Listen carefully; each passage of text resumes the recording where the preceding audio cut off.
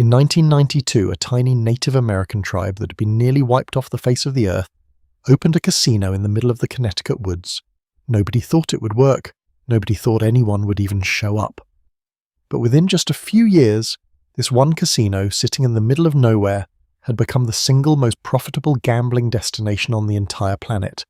More profitable than the Bellagio, more profitable than the MGM Grand, more profitable than anything on the Las Vegas Strip.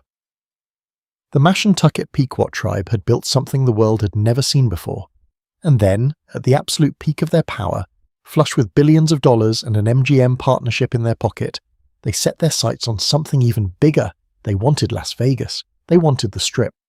They wanted their name on a tower in the gambling capital of the world. But this isn't a story about a casino that got built. This is a story about what happens when the most powerful tribal casino in American history got too greedy too fast and collapsed under the weight of its own ambition in one of the most dramatic financial implosions this country has ever seen. And the Las Vegas dream. It would never come. What's up, guys? My name is Henry, and in this episode of Dead Resort, let's take a look at the colossal rise, catastrophic fall, and the Las Vegas expansion that never was of Foxwoods Resort Casino.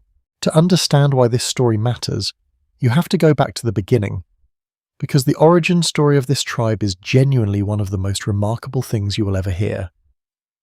By the early 1970s, the Mashantucket Pequot Tribe had essentially ceased to exist as a functioning community.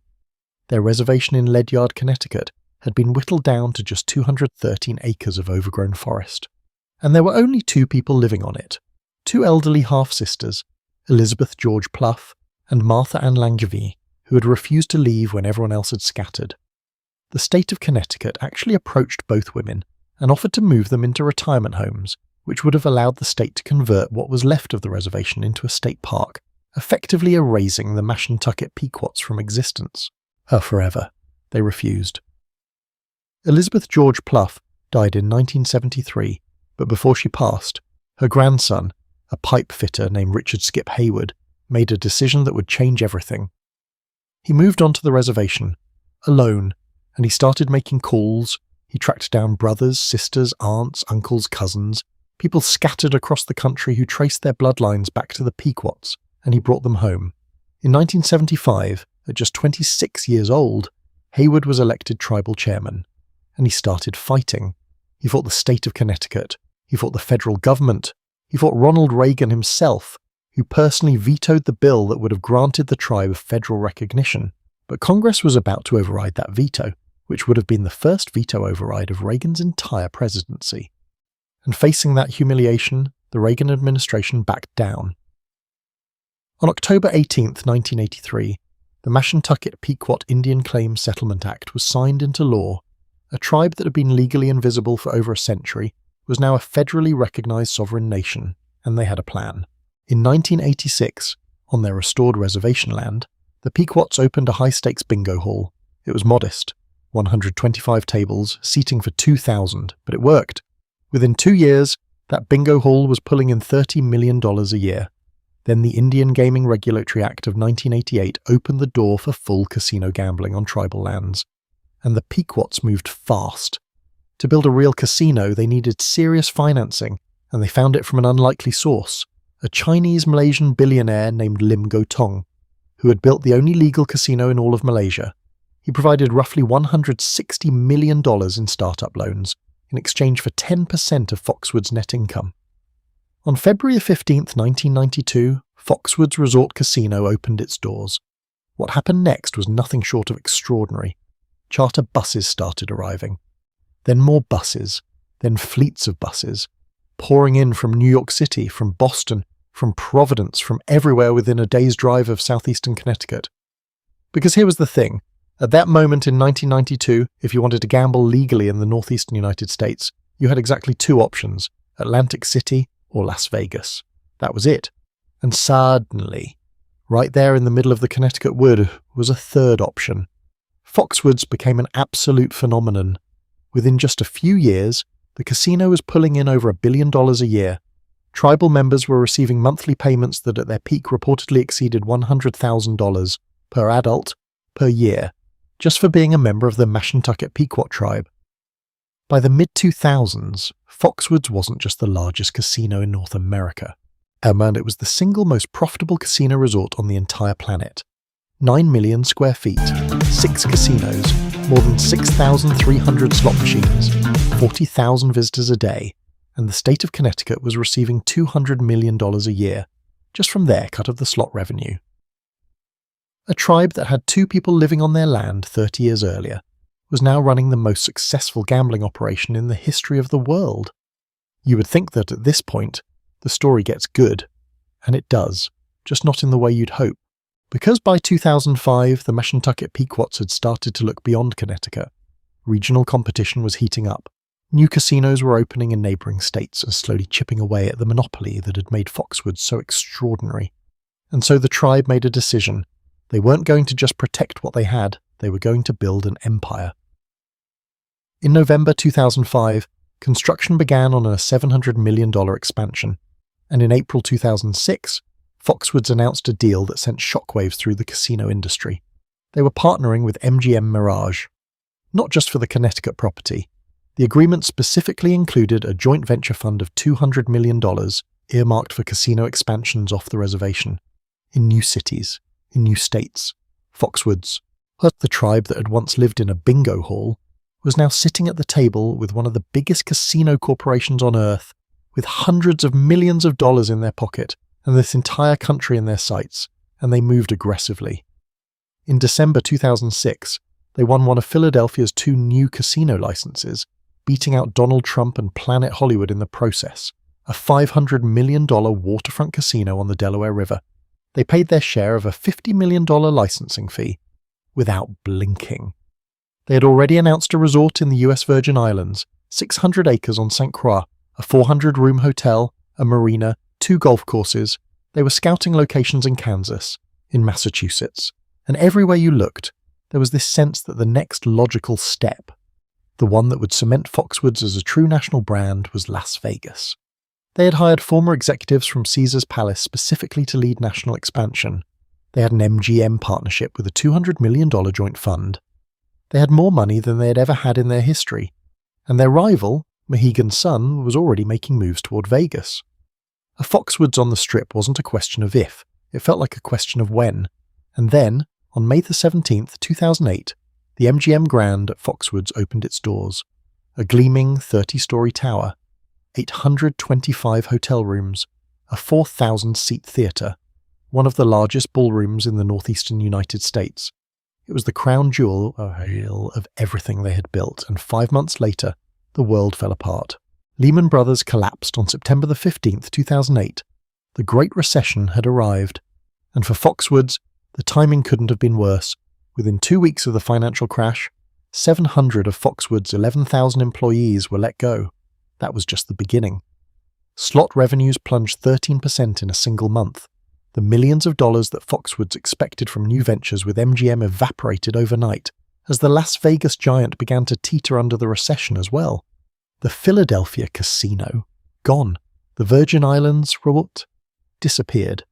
The Kansas and Massachusetts projects, quietly shelved. The national empire was over before it really began, and the debt was catastrophic. By 2009, the Mashantucket Pequots were staring at $2.3 billion in outstanding loans, more than the entire annual revenue of the casino. A senior tribal advisor told a local newspaper, quote, "We'll be asking creditors to take a big haircut." The tribal chairman at the time, Rodney Butler, would later describe the moment with a brutality that's hard to forget. He said, "Every consultant, every analyst, and every banker on the planet encouraged us to keep getting bigger. If it wasn't for that, I'd say, geez, maybe we're just idiots. But these were smart people. Then we opened the doors at the MGM Grand, and 5 months later, Lehman crashes and the world falls apart."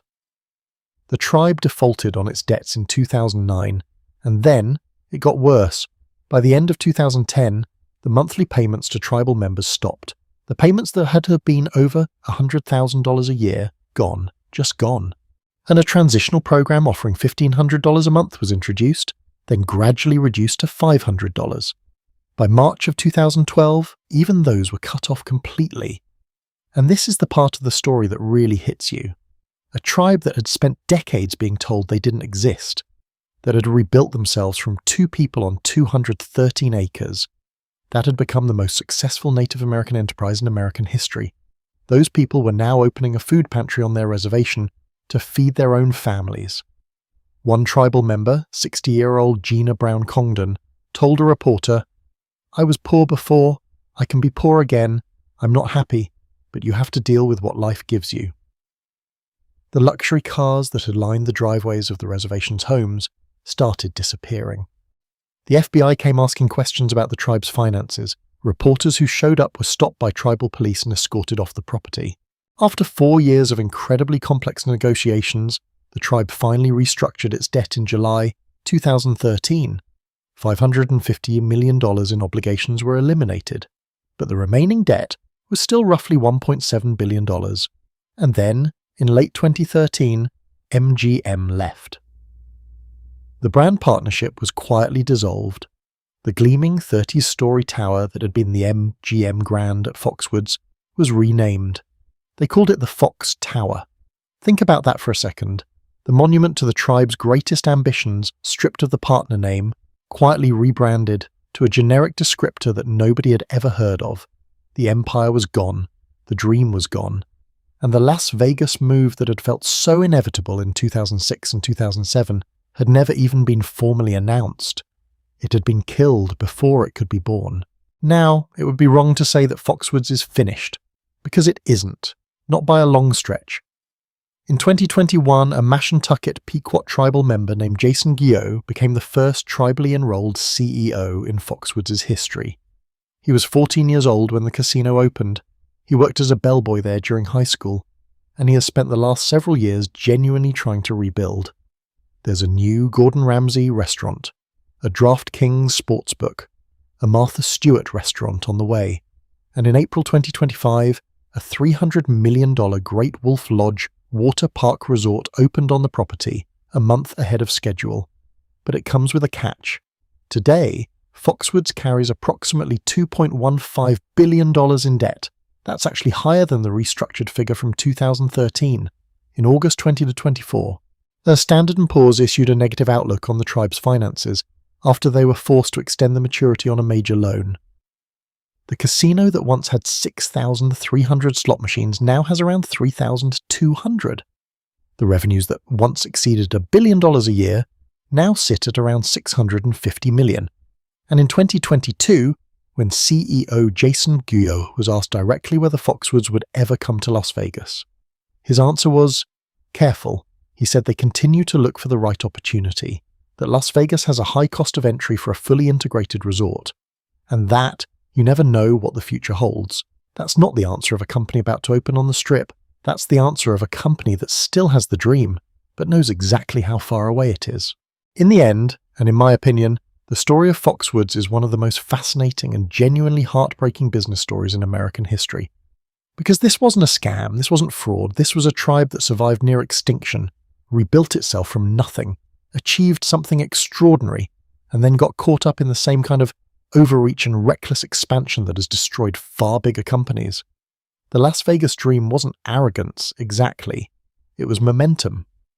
When you are the most profitable casino on earth, and you have MGM Mirage writing you a $200 million check for joint ventures, Las Vegas feels like the logical next step. It feels like destiny.